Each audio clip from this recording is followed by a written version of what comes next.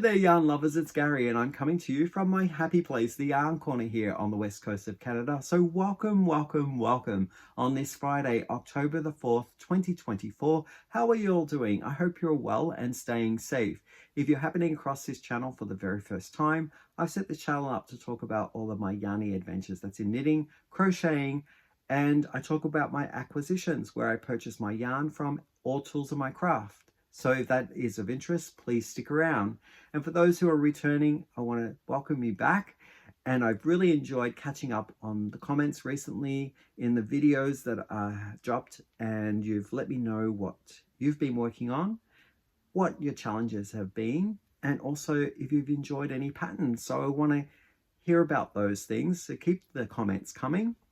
And in this video, I'm going to be catching up on some admin stuff, some works in progress, as well as community events that have been going on. Now, I'll leave the community events and updates towards the end of the video, and all of the fun yarn stuff will be up front. So what have I got for the admin? I did just drop a video last Saturday. It was the last Saturday in September of 2024 about hosting a make-along. Now, it is to do with the yarn craft, so anything that you make with yarn for the hashtag moodboardmal fall 24 is the event that's happening, and it will run until November 30th, 2024. You can submit. Now, there are some guidelines to it, and I'll leave the video where I open up the make-along down in the description box. So if you're interested and you have time and you want to make something for a special someone in your life, or if you are making something that you need some brainstorming or creativity or inspiration, then this might be the one for you.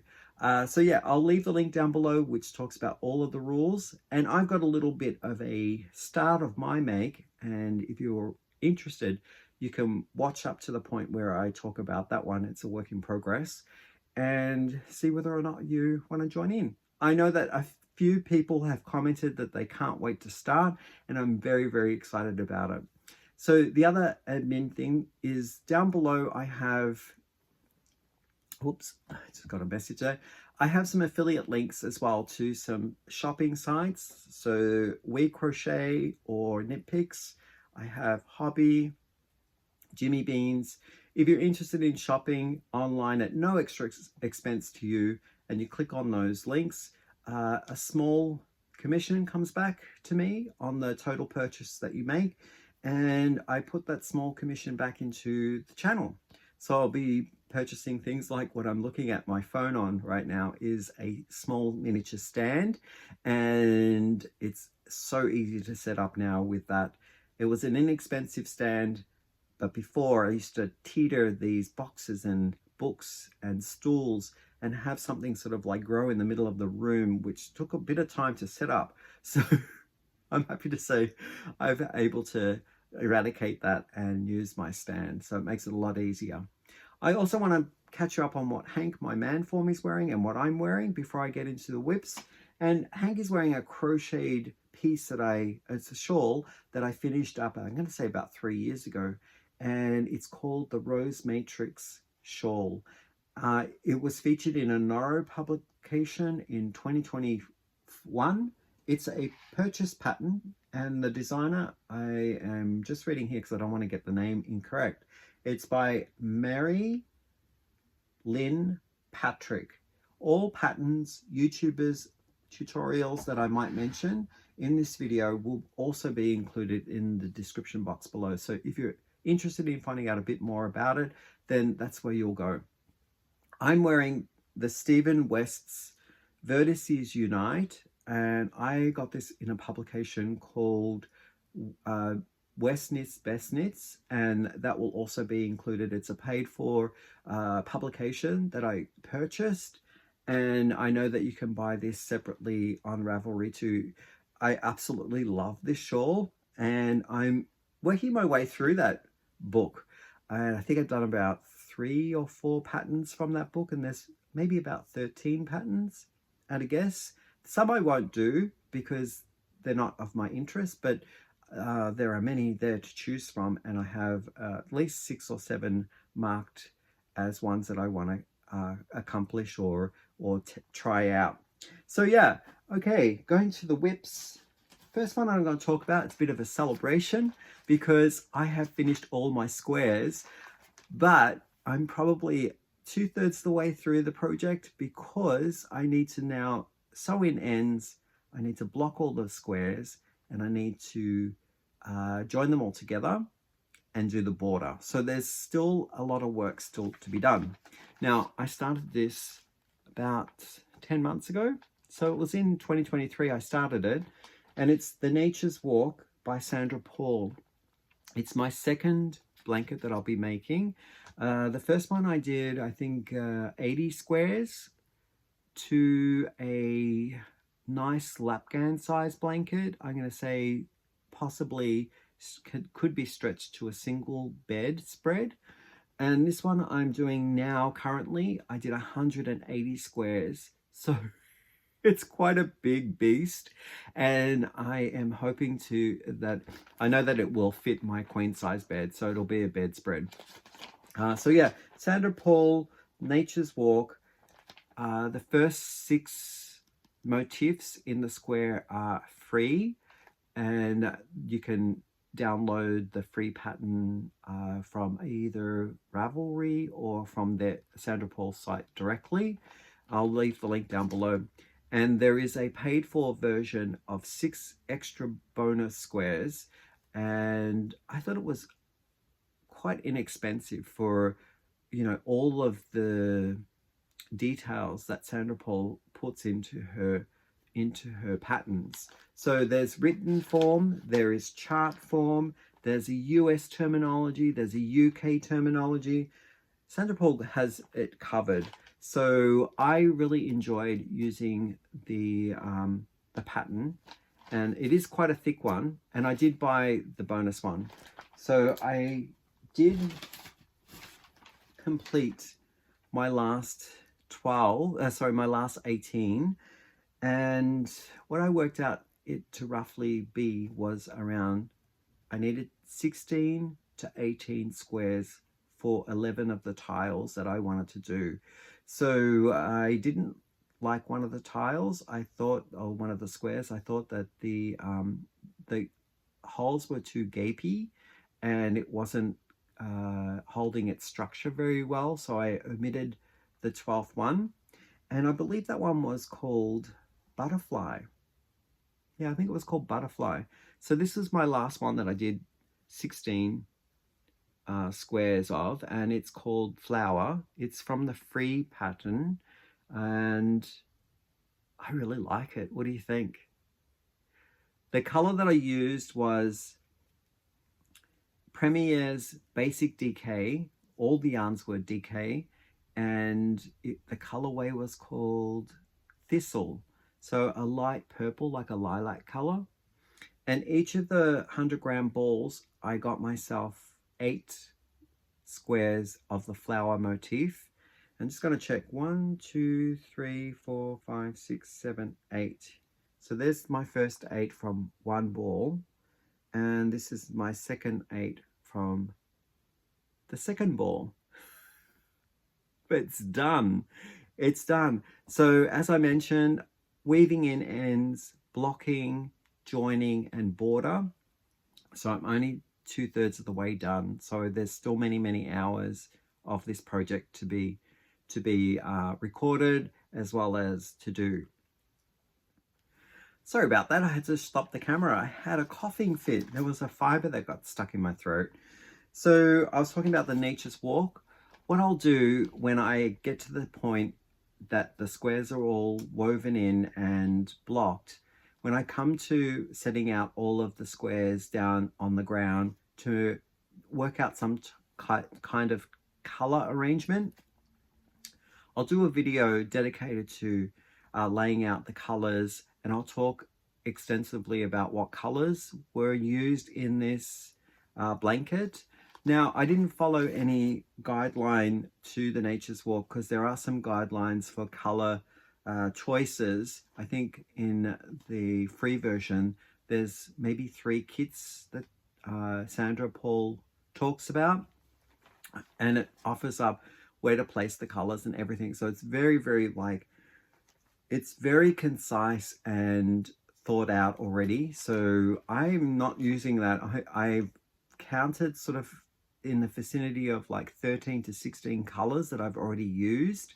And I'll talk about them when I lay out the squares in another future video.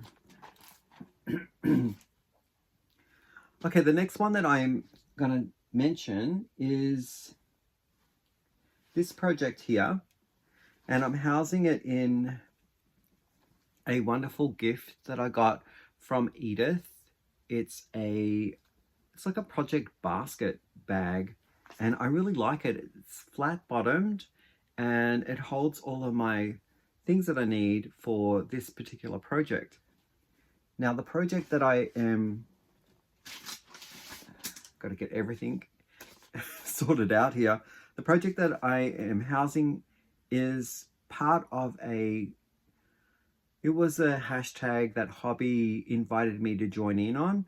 I had finished one of my pieces. It was a summer tee to the hashtag Hobby Graphical, and it ended in, I think it was late August sometime, maybe even September. So just recently. And I was wanting to do a knit piece as well, because the crocheted tee was crocheted, obviously. And so I chose a second pattern in knit. And this one was the Mosaic Vines Shawl by Natalie Servant. I'm probably halfway through. It starts off here in this point, and it is an asymmetrical, so it grows on one side. And I really like it. I'm learning a lot. It's not blocked yet. It's needing a good blocking so that all of these fibers can stretch out. But I absolutely love the pattern. I see why it's called the Vines Shawl, because I'm seeing a lot of leaves there, like on a line of sort of like in a graphic representation.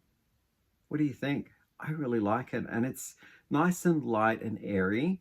Now, the thing about this pattern that I'm learning a lot from, and I'm not sure whether it's the type of pattern for everyone, because it does involve a lot of focus and concentration. So at times it's not what I pick up to work on, because I don't want to always be so like focused on an item, but it uses what they call you catch your floats and you bring back the yarn that's not being used back to the starting point. Because normally the color work that I've done in the past is that I will do the color work all the way through, and then the color work asks to be all the way brought back. So you're always kind of like using both yarns or multiple yarns. I have never done something that has a yarn that's not being used but needs to be carried all the way back to the beginning of the row. So that's what's happening with this one, is slip stitching and lots of yarn carrying back. So sometimes I've tried to get every third stitch, and then I will wrap the yarns so it carries it. But occasionally, if a color work means I might need to stretch it to fourth or even fifth stitch, that's what I've had to do. So some of my floats are a little long. Oh, there goes a needle sticking through. And some of them are relatively short. So yeah, I really like the edge on this as well. It uses a three stitches to create a little bit of an I-cord, and it's making a very neat edge. So yeah, that's where I'm at. And the pattern itself is it all charted? It's all charted. So there's a general rule on how to perform your edges. So you got to think about like your edging as an overall arching rule. And then there are charts to follow for each of the areas, the blocks of different colors. And I've got 11 charts, I think. Let me take a look. How many charts are there? There are 11 charts, and currently I am on chart 9. So I just started chart 9. So I got 9, 10, 11. And this is a pattern that's written so that you can go back to chart 1 and it flows in behind chart 11 seamlessly. So I think I might do as many of the repeats from chart 1 to 11 and through them again until my longer side is 6 feet or 6.5 feet long. Right now I have 4 feet in the longer length, and I'll need to do another probably 2.5 feet. So whatever the chart I land on at the end to get my 6.5 feet, then that will be the finish of the shawl. I'm really enjoying it. It's a very flowy and very nice kind of fabric it's making, and it is a knit. So I'm using, the needle size is a 3.75 or a 4. No, it's actually a 4mm knitting needle. And the yarn that I'm using was gifted, actually it was sent to me for this graphical challenge, and it's sent by Hobby.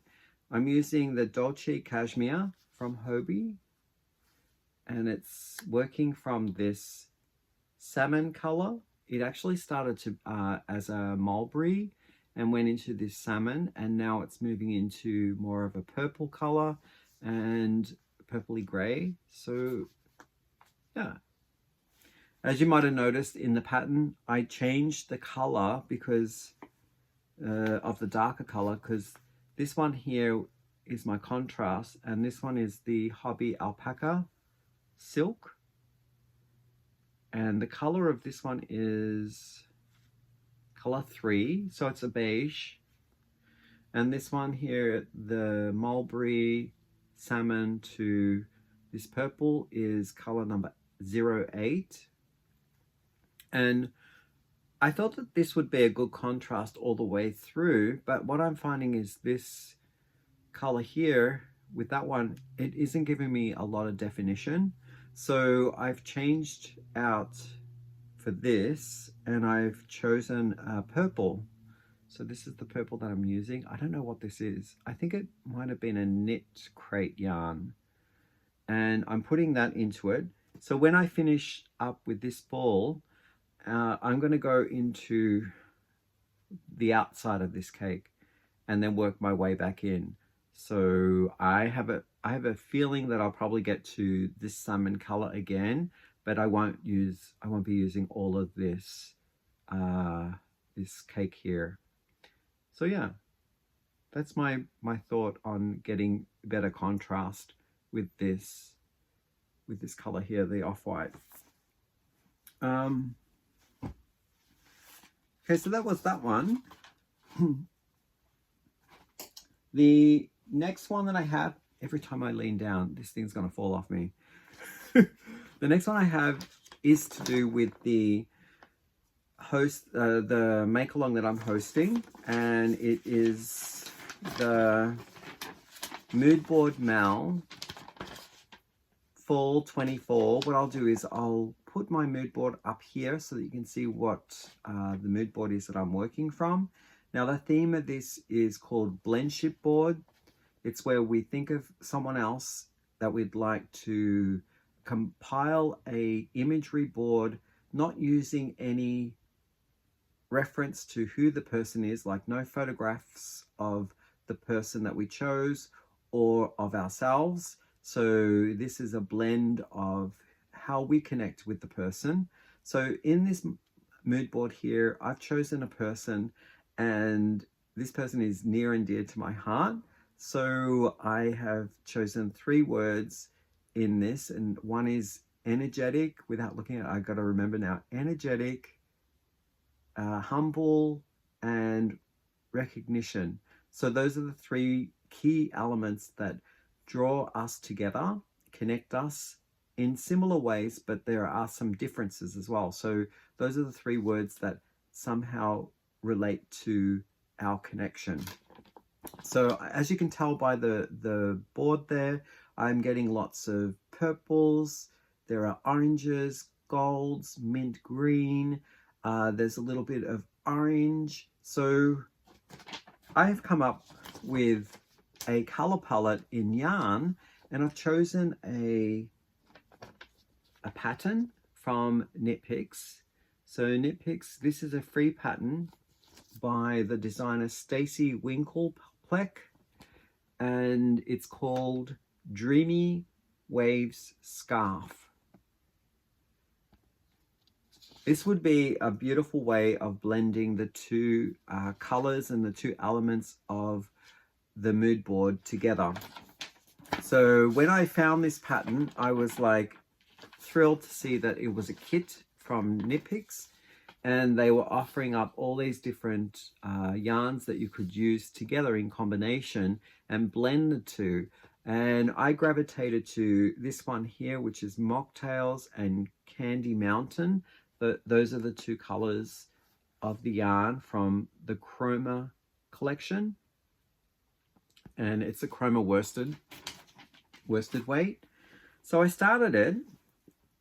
I'm using, I believe this is also a this one's a 4.5 millimeter set of knitting needles, and this is what I've got so far. It's been crunched up in a project bag that I'm using. I'm using this project bag here that was gifted to me by Rose from Rose Likes Crochet, and it was a drawstring bag that was made by Deb, the Canadian crocheter. So here we are. This is the work. So as you can see, there's some mint greens, there's some orange, there is a bit of purple, turquoise. So all the colors in that board. I really like it. It's uses the stitches that it uses is knit stitch. It uses make one left, make one right. It uses a CCD, a central stitch decrease, and what else does it use? A slip slip knit. Yeah, if you're comfortable in those stitches, this could be a pattern for you. It's a free pattern. I'll link it down below in the description box. It's a very, very nice drapey style scarf. Now, 2 balls will get me, what was it, 63 inches, so just over 5 feet in length is what the pattern is telling me. And these are the 2 balls that I'm using. So this one here is Mocktails, and this one here is Candy Mountain. So I'm alternating those 2. And this is the Chroma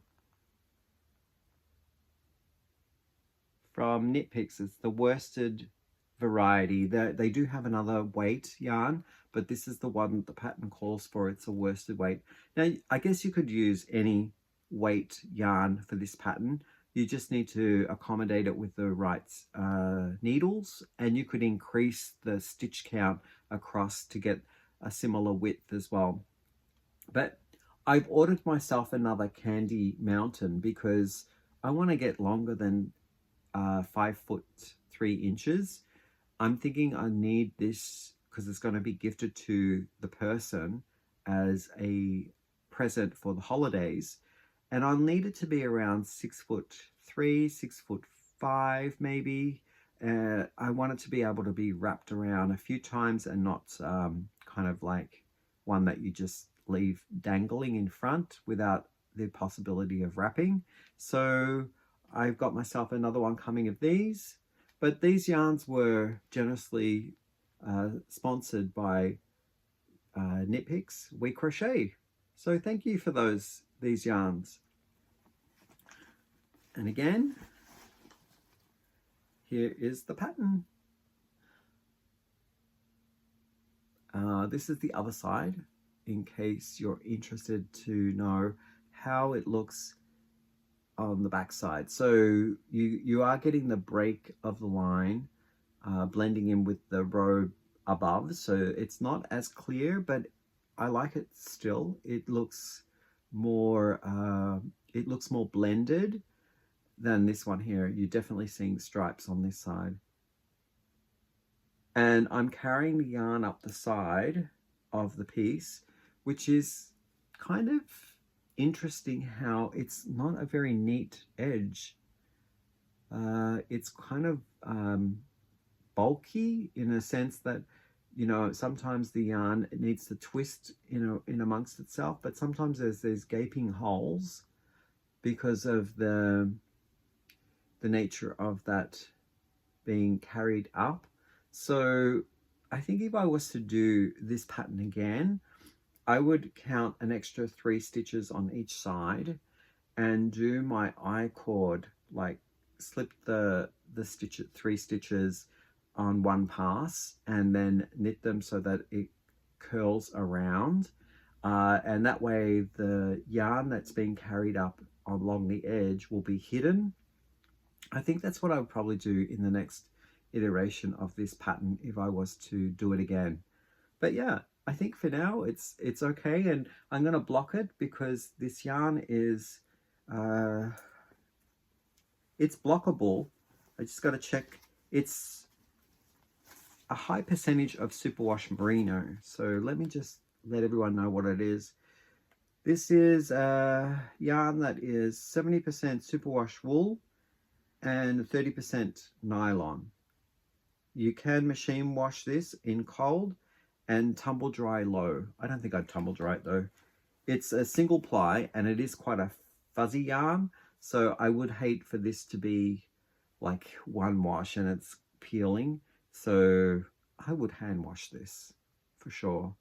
But yeah, it's very nice and vibrant, and I think the person who receives it is really gonna enjoy it. So yeah, those are my whips. Now, what else have I been doing in the course of the week? In the yarn room, the other thing that I've been catching myself up on is tidying up and preparing for laying out the big blanket that I have on the go. And at this point, I'm going to have to wash all the squares and I'm going to lay them out and pin them to the same size. So I'll need a lot of space. So I've been cleaning up my yarn room and I've got myself a folder from work that they were getting rid of. They needed someone to pick them up if they wanted them. So I got myself a pattern folder that I put all the patterns in. And these are the patterns that I've worked on in the 5 years that I've been, almost 5 years. This month will be my 5th year. So it's a bit of a celebration that's happening. And I've got more patterns up there that I have yet to make. So I was thinking if I make my pattern, I'll put it in this folder here and put it away on my bookshelf. So they're not sort of like falling out of the shelf. They're in a neat area. And so I spent a bit of time doing that, reminiscing on some of the patterns and thinking about which ones I'd like to do again. So I left a few key ones out because I'm going to be working on them. Now, that is probably all that I've got to catch you up on with the yarning goodies. Now I'm going to shift gears and talk about what I've been up to in the community. If you are going to head off and do your thing, I want to thank you for joining in, staying this long. So what has been going on in the community? Well, we've had one more visit to the cabin, which we helped kind of clean up and tidy up. I think it's going to be now winterized. We might have one more visit, I'm not too sure. But we were celebrating a birthday in the family. So we went there and we had a bonfire on the beach. the lake was quite low and we had these long stretches of beach, and it was really nice. So I believe I put some film clip of it in the intro, and I'll put one at the exit as well of this video, so you can see the bonfire that we had. It's always great to hang out with family, get caught up, and because it was someone's birthday, we really did enjoy the time there, just celebrating. We went to see a couple of movies. We haven't been to the movies in forever, but we did go and see Beetlejuice, and if you're of the age where you might have seen the first one with Winona Ryder, and who was like, I don't know, maybe in her early 20s at the time or even younger. She's in the movie as well, and it was just wonderful to see all those actors coming back together to do the second sequel. What did you think of it? Have you seen Beetlejuice? And if so, what part did you like the best in the movie? Now, I'm not going to give anything away. I just enjoyed seeing all the characters that were in the first one come back to join in on the second one. I think that's it. With that, I wish you all the best in your beginning of your weekend, as well as the new month that started, October. I can't believe we're here already. And I will be celebrating my 5th year here on YouTube. So my pod-a-versary on the 15th of October, which is in a couple of weeks. I won't have a chance to actually do a recording on that day because I am hosting Thanksgiving here at home. Me and Chad will be cooking up the dinner. We're really looking forward to it. It's just that I won't be able to get in here to do a recording, but I might do an advanced recording and then have it somehow scheduled to air on the day, so that it will be a bit of a celebration of year 5. Yay! So I want to thank everyone for keeping the channel alive and also supporting whenever they can, or however you can, by commenting, as well as letting me know what you're working on. I've really enjoyed these 5 years, so thank you very much. All right, I'll see you in the next video. Bye for now.